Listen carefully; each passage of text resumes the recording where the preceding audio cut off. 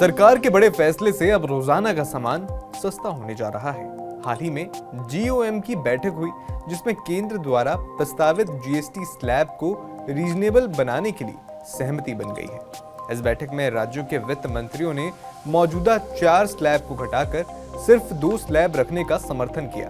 अभी जीएसटी के 4 स्लैब हैं, यानी 5%, 12%, 18% और 28%। लेकिन अब 12% और 28% के स्लैब खत्म हो जाएंगे और सिर्फ 5 और 18% के स्लैब रहेंगे। बैठक में सभी मंत्रियों ने केंद्र के प्रस्तावों पर अपने सुझाव दिए।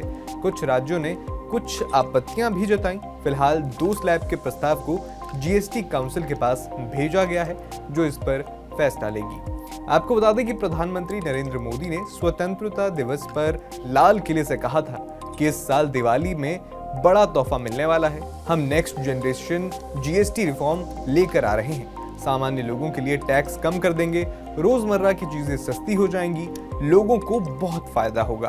बता दें कि जीओएम सरकार की एक विशेष समिति है जिसमें अलग अलग राज्यों के सीनियर मिनिस्टर शामिल होते हैं। इसकी बैठक की अध्यक्षता बिहार के उप मुख्यमंत्री सम्राट चौधरी ने की थी। जीओएम ने फैसला लिया कि जीएसटी की दरों को सिर्फ 2 स्लैबों में बांटा जाएगा। इसमें अच्छी और आवश्यक वस्तुओं पर 5% की दर लागू होगी, जबकि ज्यादातर पर 18% टैक्स लगाया जाएगा। एक्सपर्ट्स के मुताबिक टूथपेस्ट, साबुन, हेयर ऑयल, सामान्य एंटीबायोटिक्स, पेन किलर दवाएं, processed food, snacks, electronics item से लेकर बर्तन, साइकिल, कृषि मशीनरी, वैक्सीन जैसी कई सारी चीजों पर कम टैक्स लगेगा। इसके अलावा सिन गुड्स यानी शराब, तंबाकू, ड्रग्स, जुआ जैसी चीजों पर 40% टैक्स जारी रहेगा।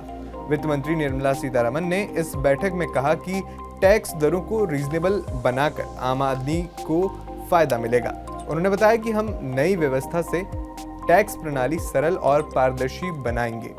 फिलहाल जीओएम की सिफारिशें अब जीएसटी काउंसिल की अगली बैठक में रखी जाएंगी। काउंसिल में सभी राज्य अपने विचार रखेंगे। कुछ राज्यों ने पहले ही कुछ आपत्तियां जताई हैं। इन आपत्तियों पर चर्चा होगी और सभी को सहमत करने की कोशिश की जाएगी। अगर काउंसिल 75% बहुमत से प्रस्ताव कर देती है तो केंद्र और राज्य सरकारें इसे लागू करने के लिए जरूरी कानूनी और तकनीकी कदम उठाएंगी। सब सही रहा तो नई दरें 2026 की शुरुआत तक लागू हो सकती हैं। फिलहाल आपके इस वीडियो पर क्या कहना है, हमें कमेंट बॉक्स में जरूर बताएं।